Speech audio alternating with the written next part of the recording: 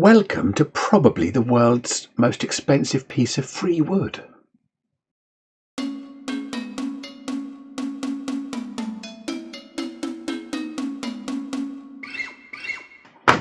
Hello and welcome to this week's video. Yes, a bit of wood sent to me from America by my friend Angie. We sort of did an exchange, one of my bowls for a lovely piece of wood. Monkeypod it's called. I think when Angie got to the post office and found how much it cost to send it here, she was shocked. When it arrived in Britain, the customs charge was a bit of a shock too. So got to make something of real beauty and value from this wood. So it is a case of, not fingers crossed, touch wood. Now, it's an interesting piece of wood. I'll just show you the other side. We've got bit of a branch coming out there, another little bit coming along here. There's another branch growth here. We've got some pith here. So it's going to be characterful. And then along here, rather interestingly, that's a very straight line for nature, isn't it? Now, I don't know whether at some point the tree had been cut there and this is some growth that sort of was repairing itself. But you can see it here as well. Now, there is a very distinct line and a gap there. So I think what I'm going to do, because I just think that will probably come away, I'm going to try to work out the largest circle I can take from this bit. But even in here, I've got two inclusions. Now,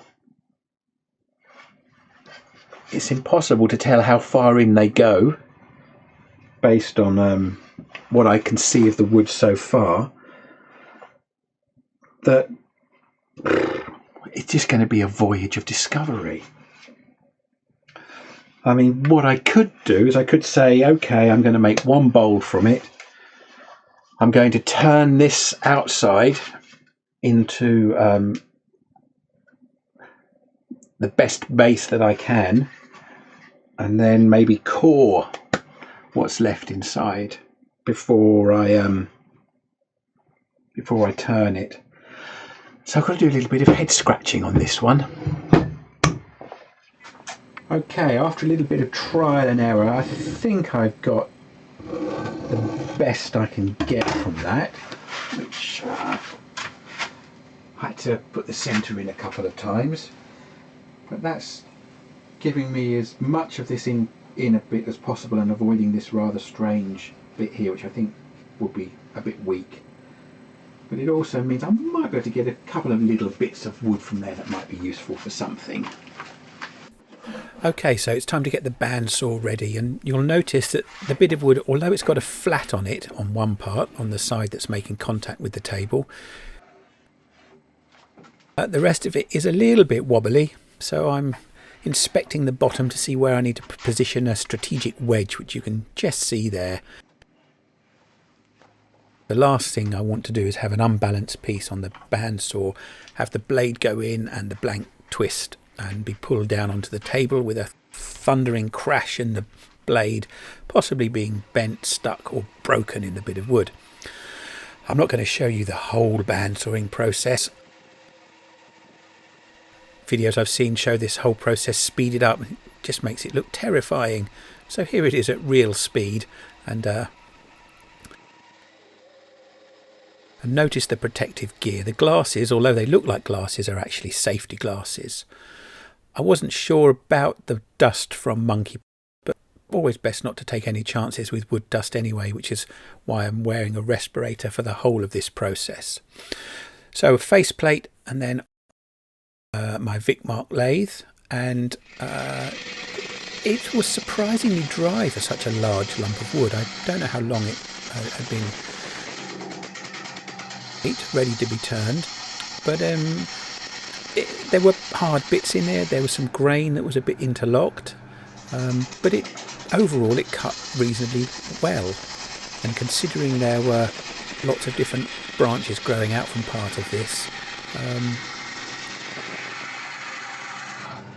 tear out. There was some tear out as always, a little bit after the end grain, where the fibres aren't supported as you're cutting, but some shear scraping with the bowl gouge, most of that tidied up very nicely. So I'm just turned the outside to a rough shape. It's not a finished shape, but it just makes it a bit more balanced, getting it ready for coring the outside. And I really don't around here with this, but obviously I need to core from the other side, so I need to get a foot put on, and that's the next stage. Foot to give it a lot of support. I'm going to use large Vic Mark jaws, which I think grip on something like about 115 or 120 millimeters, so that really is quite a substantial foot to make. And you can see there where the parting tool cutting is gone, and I'm getting into the lovely dark grain, the heartwood, which looks beautiful once it's got some oil on it. So faceplate will come off the blank, and the chuck's just gone on. This was actually held in just 4 screws, probably they went about an inch or so, I guess, into the wood. And so now putting it, notice if you're eagle-eyed that Vic Mark chucks tighten anti-clockwise, whereas most of my other chucks tighten the other. That's a case of getting set up with my woodcut bowl saver, and I've just put a little adapter in there which I bought from Simon Hope, which adapts a 30 millimeter to an inch, which is the tool post that I've got on my bowl saver. Again, I'm not all the setup. I erred pretty much on the side of caution with this because I really didn't want to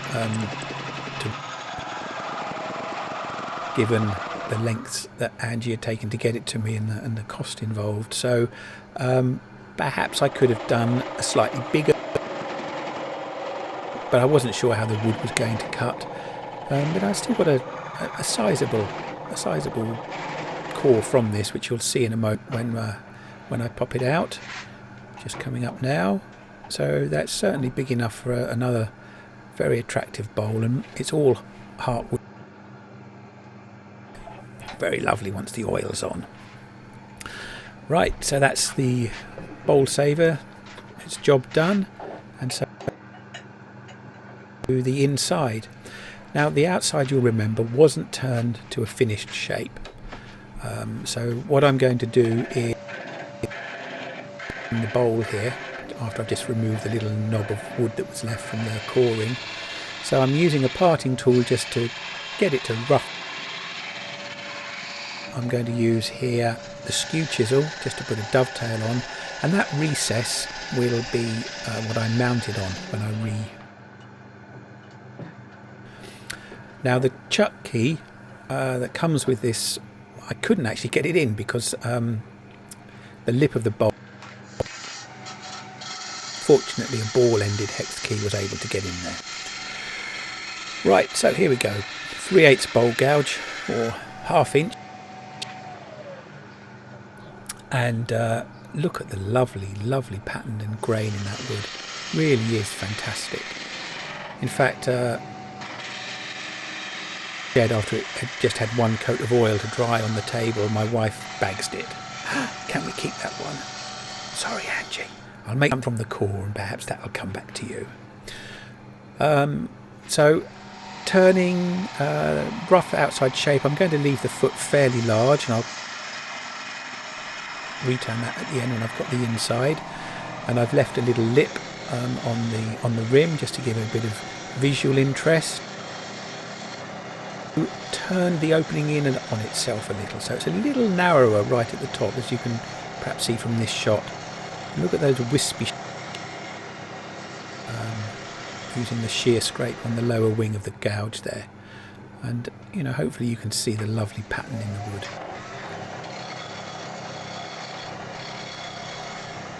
So just a few more bits of scraping just for that end grain area that I told you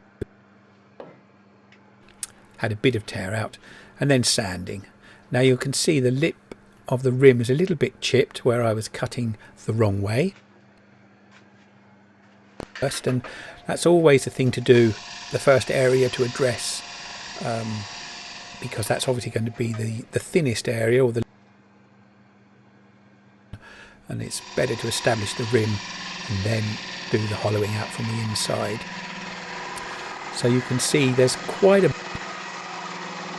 Now that was quite substantially thicker given the shape of the core that came out of it and the outside shape of the bowl, but I'm envisaging our lives, and so I wanted something quite deep-sided, but also well, not chunky, you know, if it's going to see us out. I didn't want something very super thin. That's the trouble of doing live voiceovers. Down in the bottom there, it's getting a little bit hard to see, and my bowl gouge is somewhat shorter than when I purchased it. I think from memory this is still the 3/8 with a swept back grind. I didn't point it out, but when I was working around the bottom corner, as it were, I was using a traditional ground.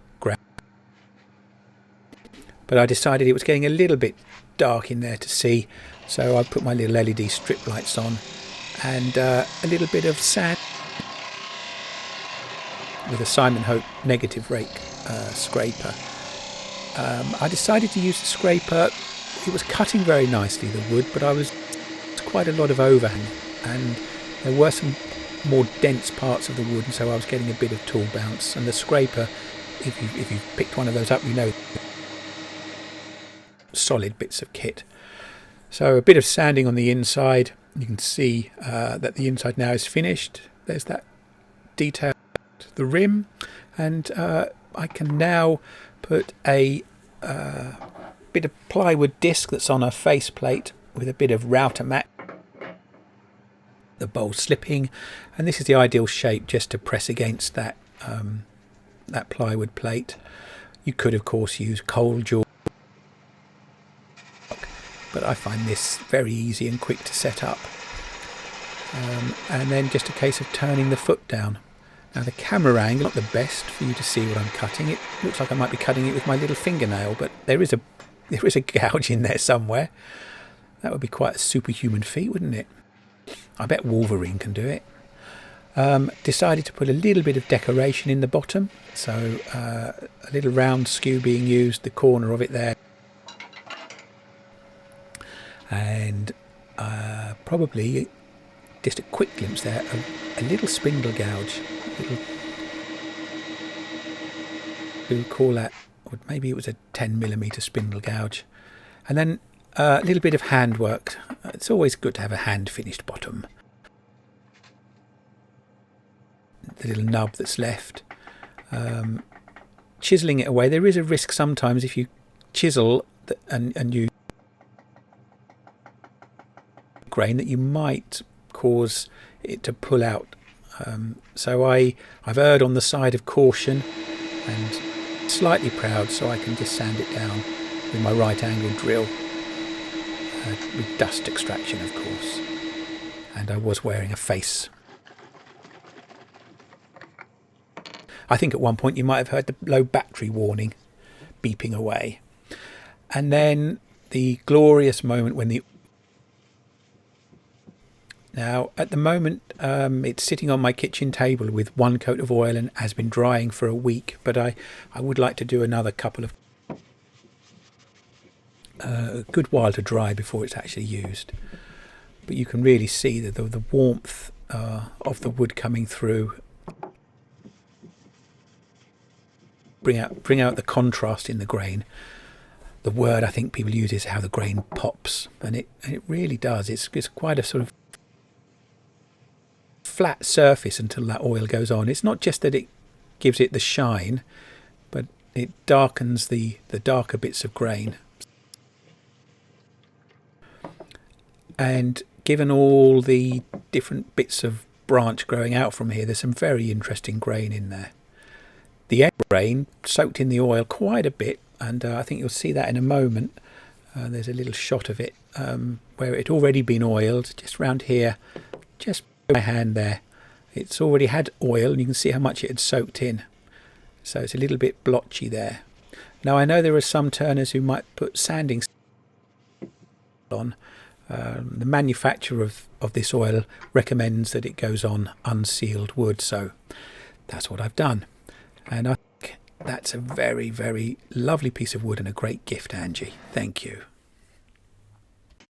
And here is the finished piece of Monkeypod, and it's going to be well loved, Angie. Like I said, as soon as I took it indoors, my wife was, "Oh, that's mine. Can we keep it?" Put some still images up, but you can see even with just one coat of oil, it really does bring this wood to life. Such a lovely warm glow in there, the mixture of the grain, the colours in it, and on the outside as well, this lovely swirl in the grain that runs round. There were one or two little cracks that got a bit of super glue and sawdust in around here on this little bit of pith that we've got going, and well, that's been indoors for 2 weeks, and I think if it was going to open, it would have opened by now. Let's not tempt fate. There's the foot, and although it's quite a wide foot, it's not very tall, so it's not going to be very obtrusive. And the little rings on the bottom just to give a little bit of, well, a little finishing touch, I suppose. And the shape at the top coming in slightly on itself. Always a bit easier to get things out when there's a little undercut like that on the rim, and it does go very nice and deep, so it's going to be perfect for fruit or salad. But at the moment it's just sitting on the table being loved. So thank you very much for that act of generosity, Angie, especially once you got to the post office your end. But until next time, thanks for watching.